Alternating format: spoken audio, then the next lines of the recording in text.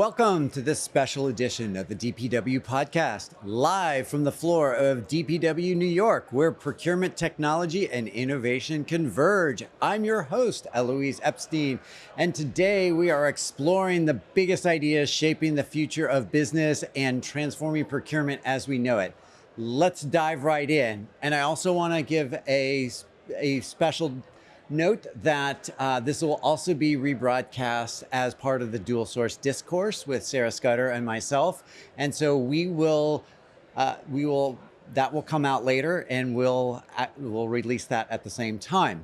And now I want to introduce my guest today. Lauren, would you like to give a brief introduction on who you are, where you work, and all about yourself? I would be happy to. And first of all, I'm honored to be sitting here with you. I'm a poor replacement for Sarah, but I'll do my best. So I'm Lauren Hyman. I lead digital procurement for PepsiCo. Nice. And how long have you been there? So I've been at PepsiCo for about 3 years now, but I've been leading the digital procurement movement for about a year and a half. Okay, great. And where are you based? I'm based here in New York. The great New York. All right, so we're gonna dive right into the big, ugly question. So everybody wants to do AI. We are all in, like this whole conference has been about AI. We love it. I've talked about it in my keynote. How are you thinking about AI with also balancing the legacy challenges of whatever, I won't name names, but whatever legacy systems you may or may not have, how are you holding both of those, and how do you think about that?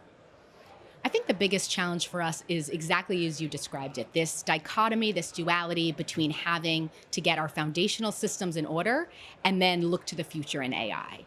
And so I think the way we're doing it is 60-70% is really focused on those foundational systems with a lot of playing, experimenting in the AI space. What I'll say is that I think that in order for us to really be able to play and test, we have to make sure people feel comfortable. What I would say in PepsiCo is I think people are open to AI, and we've seen a couple of examples of playing around with it. They're just less comfortable with our own data. So we have to show them this is working, this is testing, or we're 70-80% of the way there and comfortable with our legacy systems, so we can build on top of that. So that's how we're playing with the duality at PepsiCo. That's nice. How are you dealing with the budget? Because that is, and not talking numbers at all, but just how do you think about going for budget for the legacy? Because that's probably, I'm assuming, largely pre-budgeted, but then like getting money for all this AI stuff. Well, I'm happy to say, actually, Pepsi is super progressive in that front. It's usually not a fight. It's more about where we think we can add the most value. And actually, procurement over the last year and a half has been a place that PepsiCo has prioritized putting the budget because they see the value. I mean, PepsiCo's always been a cost driver. Procurement's always been a cost driver. But when you think about it, if we don't pour money into procurement and upgrade their tools and make it easier for them to do, we're just going back to the suppliers over and over again and just hammering them, okay, reduce your costs, right? So I think because procurement is seen as a value driver, we're actually starting to see more and more investment into the procurement function. And this is super exciting, but our CEO in a recent video was talking about should cost models. I mean, I never thought I would see the day where that would happen. Seriously, I don't think I would have ever imagined that in my at least work career. That's pretty cool. Yeah. Well, next thing you know, your CEO will be talking about the agents he built. Oh, okay. We're definitely not there yet, but we're close. We're close. Yeah, I see a future. That's good. How tightly are you working or not with IT? So actually, it's interesting. About a year and a half ago, 2 years ago, we actually reorganized our organization. So we used to have a strategy function, a shared services function, and then a separate IT function. And that's actually been all brought together under our strategy and transformation leader. And so we all actually sit in the same function. I mean, ironically, I don't actually sit in procurement. I sit within this strategy and transformation as the representative for procurement. So I like to think that I have two bosses. I sit on the procurement leadership team, but I actually roll up into this strategy and transformation office. And I think it really helps because as opposed to IT doing their thing and the business doing another, I actually help and say, okay, this is what the business needs. And I direct all the funds from an IT perspective. Oh, that's really interesting. And that's definitely unique because the other folks at your sort of level and role that are here and at DPW Amsterdam, they are genuinely part of procurement. So They are, and actually, I'll tell you. So last year at DPW, PepsiCo had a huge crowd. We did speak, Marcelo and Athena, but I actually brought all of my IT partners with me because I think a lot of my peers, we talk about this, but okay, we go to these conferences and we get super excited, and then we come home and we say, okay, IT, we're ready to go, and they say, no, we're not doing any of that. So I actually sat there with my IT partners and said, go talk to these folks and see what we can bring into our organization, and I think it made a huge difference over the last 6 months. that's amazing. So what sort of themes or ideas did they bring back from Amsterdam? One of the ones that I think was crucial for us is, and I know your opinion on ECLM, so I'm not even getting into a whole thing about that, but there was a whole section on contract analytics solutions, right? And that's an area that we're exploring. And so, of course, as a large organization, it's likely we're going to have a big CLM, but we also said, okay, but are there things we can do quick, dirty, to be able to get the AI analytics we need from our contracts in a faster way? And it's something our tech teams would never have really thought of, and we're piloting a few things now. That's great. Are you going to bring them back to Amsterdam this year? That's a great question. Now, we do have to always be cost conscious, so we'll see who makes the cut. Oh, and how many did you bring here to DPW New York? There's 6 of us here. 6 of us, yeah. That's a great number, and to really keep that continuity going. So It's nice. Last year at DPW New York, we only had 2. It was smaller. And so Right. it's helpful just to bring in new faces. I mean, we have people who've been before, so they know what to expect. But it's such an inspiring conference. It's helpful to get everyone on the same page. There's only so much I can say when I come back that's meaningful. yeah, exactly. Well, kudos to you for bringing and sort of having that presence. Let's pivot a little. Let's talk about bosses, and I want to keep themes that Sarah and I have talked about in dual source discourse over time, because I'm very curious. Good boss or bad boss story? Your choice. Oh, it's hard to choose just one. Can I do one of each? You absolutely can do one of each. Because I think you learn the most from both, right? I mean, one of my first bosses that I had in my career, I learned the most in, I would say, a negative way, but I had a boss who basically shared with me, I'm an overly enthusiastic person, and she encouraged me to put my hand down, that I wasn't leaving space for others. Ooh. Now, look, I think with all feedback, it's good feedback, right? Because I think what she was saying is find a way to be collaborative, inclusive. And I think that served me well, hopefully, for my whole career. I think the part about lowering your hand wasn't great.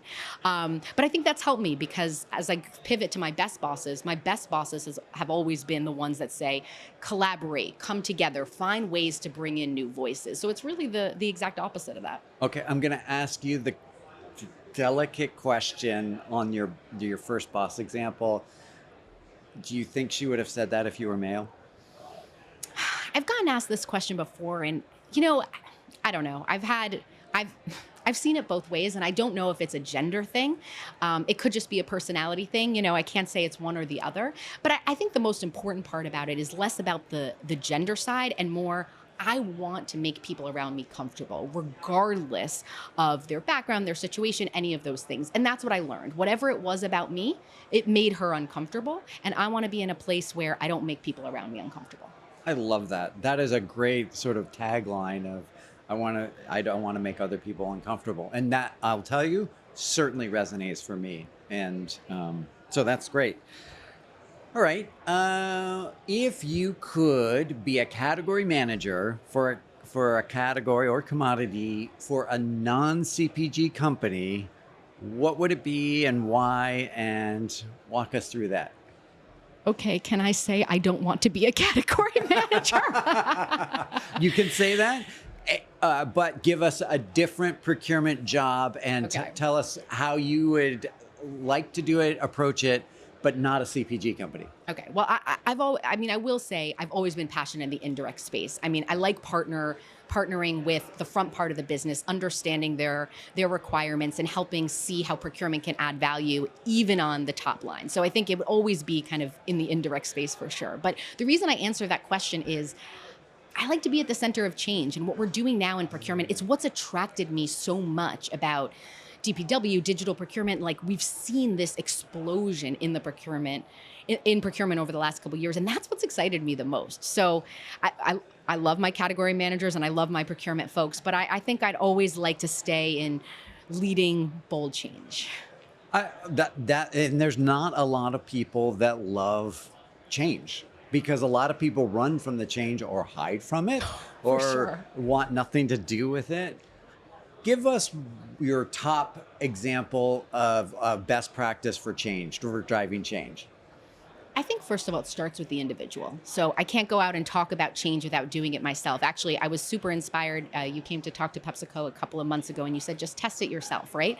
Yeah. So I have a reminder every morning to use AI. No matter what, no day goes by. If at 8:30 at night, and that is my favorite time of day, that I haven't used AI in some portion, I will. So I think it starts with the individual. So I can speak to it, I can get comfortable with it. And that's really the first step. The second is surrounding myself with people who are much smarter than me and constantly asking questions. Oh, I like that a lot. All right, we are going to pivot. Oh, sorry, one more question and then we'll do the rapid fire. What do you love about DPW? And then I'm going to ask you for at least one area for improvement. I mean, there's no conference, supply chain and procurement that I've seen like DPW. It's energizing, it's exciting, it's, can I say sexy in the procurement world? Because it's just, you can absolutely say sexy. I mean, it's a vibe, right? It's a vibe. It's a vibe, and I love it. It really belongs here. It's perfect in Brooklyn. But so I love the energy. I always, sometimes you get so bogged down day to day, you forget to take a step back and just see what's out there, what's possible. And for me personally, connecting with my peers and seeing then what they're actually doing and bringing this to life is really exciting. I think that's probably would be my answer about what I would improve. There's not a lot of space to connect with my peers and talk about that. In fact, actually last year, I'll call out Globality. Last year, Globality led a session right before DPW New York started. And they brought together about 15 of us that were all kind of leading digital procurement in our different companies. And I think it was supposed to be just like a quick intro where we went around and we said our names and the company we worked for and what we knew about autonomous sourcing. And what ended up happening was we all spoke for like 5 or 10 minutes about our own tech stack and what we were piloting and what we were doing. And it was the best 30 minutes I have spent. I'm not sure how much Globality got out of their sales pitch, but it was fantastic. And I think it would be nice to do more of that because I see a lot of really cool things, but I'd like to see a company as large and complex as PepsiCo and really hear from them. I think that's what's most meaningful for me. So any vendors out there, tell me who's actually using your tech would be my recommendation. Oh, I like that. That's a key one. I actually give that feedback to the vendors when I talk to them. I actually did see you networking with one of your peers. I was watching from afar, and you looked like you were having a really great conversation yesterday. And so I do like that feedback of more time to connect with the peers or practitioners to connect with the peers. So I'll call him out, Jared, who's leading digital procurement at Walmart. But we actually met at DPW in New York, and we've stayed connected and shared tech all the time. And I think it's what's been most meaningful. So, and I enjoy seeing it. And it's those connections that make what I feel is our profession so great, especially in the digital procurement, that we're all here to help one another, or at least in the practitioners. I watch. I help Jared. Jared helps me. I help you. Yeah. And we could probably list out 100 names between us of just people in a community. And we need to. We can't all do it individually. We'll never be able to. So we need to rely on each other for that. Well, and there's way too much information out there. I mean, I can't keep up with it anymore. Same. Exactly. But I rely on you, Elouise, so you better keep up. I'm getting old. All right. So I don't know if you've seen the Vogue where they asked 73 questions. So I'm inspired by that. So I'm going to ask you some rapid fire, although you don't have to just give one word answers. We can explore these a little bit. But first thing you do in the morning. Okay, so I am a runner, so I do run every Nice. weekday, and it's been a practice I picked up in COVID, and it keeps me centered. It's my me time. Oh, I love that. With or without music or So- headphones or a podcast. Actually, I always have headphones, and it's because of this. So, little known fact is I live very close to the Pepsi office, less than 2 miles, and so while I love not having to commute, I lost all my commute time. So I think of the run time as my podcast, book, music. If I want to listen to something, that's my time. Oh, nice. I love love that. Favorite time of day? You said it, but say it again. Yeah, so it's 8:30. So I have two young children, and they're both in bed by 8:30. So I've just come off of a wonderful bedtime routine. I don't want to say I don't like being around my children, but usually that's the time where either I get to catch up on things throughout the day, special time at home with my husband, but it's just the settling at the end of the day. Well, and I have to think, I don't know the physiological piece, but having done a bedtime routine with your kids must, like in a positive way, release endorphins or I failed science, but like, you know what I'm asking, right? It just it brings happiness and joy. It centers me. And I think the last thing is being on a global team throughout. I mean, I wake up in the morning, hearing from everyone across the world. And by 8:30, most people have settled down. And that's where you can really just focus on the things that are important. Yes. I actually, just as a sidebar, we used to not be in Asia all that much. I mean, Kearney was, but not the division I was working in. And then I remember we opened up Australia and China, because on the West Coast, like you wake up and Europe has been online for most of their day. The East Coast and Central has been pushing and pushing, or they're just getting started with their day. But by 2-3 o'clock in Pacific time, it's dead. like it's dead. Yeah. But then when Australia and China came online, it was like all of a sudden they started picking up at 2 and 3 o'clock, and I'm like, when did this happen? When's the downtime, right? Yeah, there's no downtime anymore. Okay, next rapid fire question: thing you can't live without. Yeah. My children and my husband. That's it. Everything else can go. That's a great answer. All right, favorite color. So it's purple. I haven't been at Pepsi long enough, but eventually I will bleed blue. Okay, Pepsi listeners out there. But I went to undergrad at Northwestern, grad at NYU, and I bleed purple always. Yes, so purple is my favorite color. And interesting, Kearney rebranded about 5 years ago to purple. So perfect for you. So it's funny, like I'll wear a purple dress and it looks like I'm representing Kearney. But perfect for you. Yeah, it's exactly. Best travel hack/hacks. Can be multiple. Don't travel with children. So I started my career in consulting, and I would have had a plethora of travel hacks for you. But now it's, as long as there's no two children running around me, that's the perfect hack. Okay, so how do you manage with are they toddlers or are they a little older? They're a little older. They're 8 and 6 now. And the other travel hack I would have thought of is to have, which is not really a hack, but to have, TSA pre-check, et cetera. Yeah. Mm-hmm. But this is an ongoing debate in my household. My husband is a defense attorney, and he has strong opinions about government having your data. That's a whole different podcast we could lead on that. I definitely would love to do that someday. But so he doesn't have TSA pre-check. So usually it's me and the children, and then there's a question whether he'll make it on the plane. Yeah.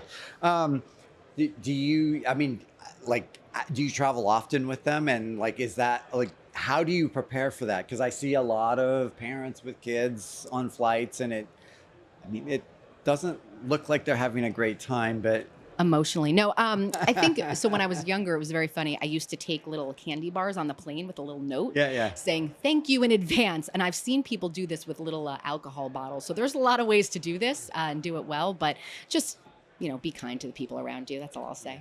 Okay, that's good. Sink or swim career moment. I'd honestly say it's this job. There's been a lot of starts and stops at PepsiCo in digital, in procurement. I mean, it's so common, right, with procurement, centralizing, decentralizing, bringing it together and not. And, the biggest challenge and obstacle we've overcome over the last year is just, there's a lot of really good energy at PepsiCo, people who really want to do the right thing, and just harnessing that and bringing that together. And so I think when I was asked to do this role, that was the part that I was most anxious about and the part I'm most proud of. Oh, that's great. I love that. What are you reading or watching at the moment? So I don't have a lot of free time. I mentioned the kid thing, but actually I just started Family Matters with my daughter. I haven't watched it since I was a kid, and it's actually super progressive. So we just watched the second episode with the mother, Harriet Winslow. She gets let go from her job actually because of digital technology. So she was an elevator what do they call them? But Yeah, operator. Operator, right. And they replaced it with technology. And so she ends up going into her boss's office and demanding that he give her this new security job that required manager experience that he said she didn't have. And she said, I manage a household and I can do this job. And I thought this was unbelievable to hear that kind of character development. What was it, 25 years ago? So many years ago. Let's just leave it there. Let's just leave it there. Exactly. Well, and it's funny. There's two sort of, when we go back and look at things from the 80s, like, well, at least my childhood. I won't date you. Thank you. But like there are some that were wildly progressive, like All in the Family, Yep. and some of these other shows. But then there's some that are equally cringy, and it's like sort of let's just say a lot of misogyny in those 80s films in ways that were sort of supposed to be funny, but like with different lenses and more maturity. It's like, what were we thinking? And how do you explain that, especially to a newer generation? I have an 8-year-old girl, and she doesn't even understand what's happening. Like, how do I even explain that? And to be honest, I don't want to. Yeah. And I don't, I mean, just my personal opinion, I don't think you have to. Like, That's the hope. That's my hope. Yeah, it was a different time, and doesn't mean it was acceptable, but yeah.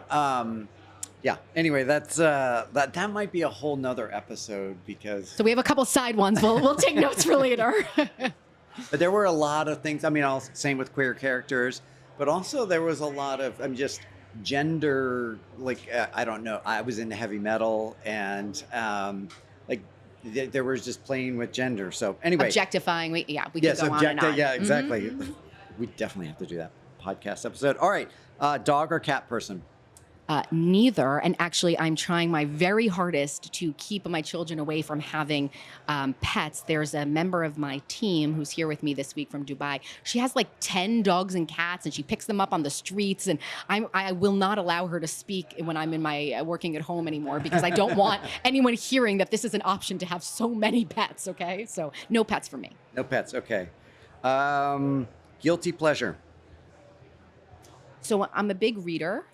But I like two ends of the spectrum. So I like nonfiction, especially I like business books, but also a lot of biographies that tend to be my thing. And then I really like romantasy. So when I'm ready for just a complete disconnect, very into romantasy. Romantasy, I love it. Thank you for being honest about that. We might take that one offline too. Yeah, but we're not recording that. No. Best gift you received at work, and this will be our last question. So right before I joined PepsiCo, the last company I was at, there was a woman who worked for me who gave me it was like a coaster, but it was a piece of glass, and it said something about basically, keep this with you, keep breaking those glass ceilings, you've inspired me. And I was really touched. You never think about the impact that you're leaving day to day. You're just thinking about what you're doing and trying your best. And I keep it on my desk and think about it in everything I do, that I'm hopefully paving the way for the future. That's really beautiful. So Lauren Hyman from PepsiCo, thank you for joining me on this DPW podcast on Dual Source Discourse. When we play that later, you are an inspiration, and I really enjoyed this conversation. Thank you for joining me. My pleasure.